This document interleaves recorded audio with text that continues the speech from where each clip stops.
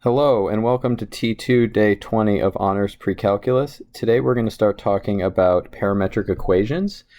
There are a couple vector questions at the beginning of this page you can work through if you need a little extra work through vectors. So we're going to be talking about things in motion now. What's going to happen here is that we're going to have ordered pairs x, y like we normally do. But what we're going to do to define x and y is that y is going to be defined in terms of some function with t in it, and x is going to be defined in terms of some function with t in it. And we're going to get a parametric equation. The way I like to think about this is the function is the path or the road that a car is driving on, and the parametric equation tells you where the car is at a certain time. So let's do a rather straightforward one where the x value stays the same the entire time. So we're going to drop a rock off a building, and it's 420 feet tall, and we're just dropping it 2.5 feet away from the building, and it drops directly downwards. So the rock's height is a function of time, and it's modeled by this function right here. So if we fill in this table, what's going on is at time equals 0, and at all other times, the x value is just going to be 2.5 because the rock is falling straight down.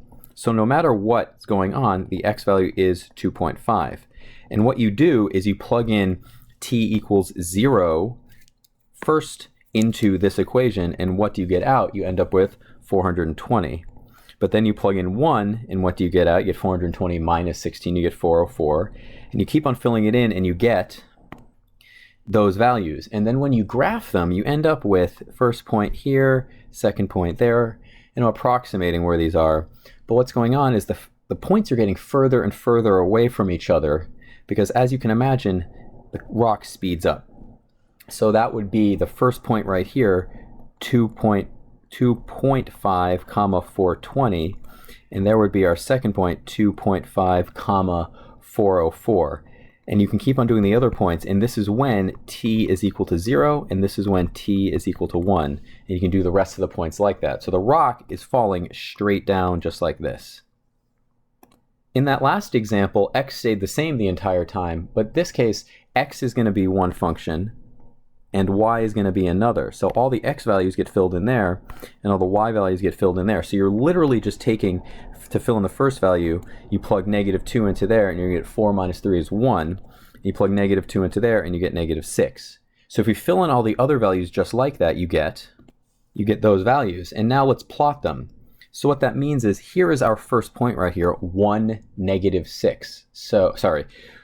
1, -6, and that's going to be right down here. 1, -6 is right there. So there's our first point, 1, -6, and that's when t is equal to 0. So then if you plot out the rest of the points, you get -2, -3, so that's going to be right about here. And then you get -3, 0, and then you get -2, 3, so -2, 3 is right about here. And then you get 1, 6, 1, 6 is right here. And then you go all the way out and you get 6, 9, which is a little bit out further here. It's like right about here. So what's going on here is you end up with this right here. This is not something we've been able to graph before. So remember, this would be t equals 3 right here. Here's t equals 2. This is t equals 1. Here's t equals 0. Here's t equals -1. And I know -1, so t equals -1, and this is t, not t equals 0. That was a mistake here. That's t equals -2. We like to think of t as time, but you can go backwards from your point of reference. So it's like 2 seconds ago is what you could think of this. So now we can graph things that aren't functions. It doesn't pass the vertical line test, but we can graph them in parametric. So you can think of this as, this is the road that the car is driving on, but then you know where the car is at every given time interval. So when it says graph on your calculator, we'll go over this in class. You should also be able to do this on Desmos. So you can look that up and ask about it in class. So this question says eliminate the parameter. So what that means is this function that we had right here, x was equal to t squared minus 3, and y was equal to 3t. What it means is get rid of the t. So the way you do that is, you know that y is equal to 3t. What we can do is take this equation right here and solve for t. So t squared is equal to x plus 3. So t is equal to, what's t going to be equal to? It's going to be equal to the square root of, plus or minus the square root of x plus 3. So we've isolated t. We then can take t, we now know what t is, and put it in right there. We can take t and plug it in there, so we end up with y is equal to plus or minus 3 times the square root of x plus 3.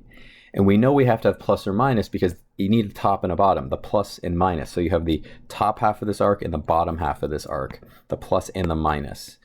So you can eliminate the parameter means get rid of the t. That means use substitution and get rid of the t. So here we're going to do the exact same thing. You're going to plug in these t values right here. You're going to plug in these t values into right there, and you're going to fill in this chart. If you fill this in, you plug in 0 first, you get 2 and 0 here because cosine of 0 is 1, 1 times 2 is 2, but then sine of 0 is 0, and then you fill in the rest. These are trig values you need to know. So you end up with a chart like this, and then if you plot those points on here, if you plot the points on this, here's what you end up with. You start at 2, 0, and then you end up at root 2, and then you end up at 0, 2. So you end up here, and you end up a little bit, the point is right about, square root 2, it's like right, it's going to be right about, it's hard to estimate it, but it's like 1.4, 1.4, so it's like here and here, like that. And then it goes around in a circle like this, so you get negative, so it's right about here, and then here, and then here, and then here, and then here. And what you'll notice is you actually end up with something that looks like a circle. So this was at time is equal to, time is equal to 0, and it goes in this counterclockwise direction. So we actually end up with a circle. So how can you show that this quote makes sense? The way you show that this makes sense is you turn it into a function you know. So if you go back up here, you end up, that x is equal to 2 cosine theta and y is equal to 2 sine t. So x is equal to, let's go back again, sorry, I'll copy this down. X is equal to 2 cosine t, and y was equal to 2 sine t. Well, if those two things are true, you know that x squared is equal to 2 cosine t squared, and y squared is equal to 2 sine t squared. And what you can do is you can add these together. You add them together here. You take this and you can add equations together. So what we now know is x squared plus y squared is equal to, now square both of them, 4 cosine squared t plus 4 sine squared t. Well, you can factor out a 4, you end up with 4 times cosine squared t plus sine squared t. But you probably remember that this is a trig identity and it equals 1. So this whole thing equals 4. So what we've shown is that x squared plus y squared is equal to 4.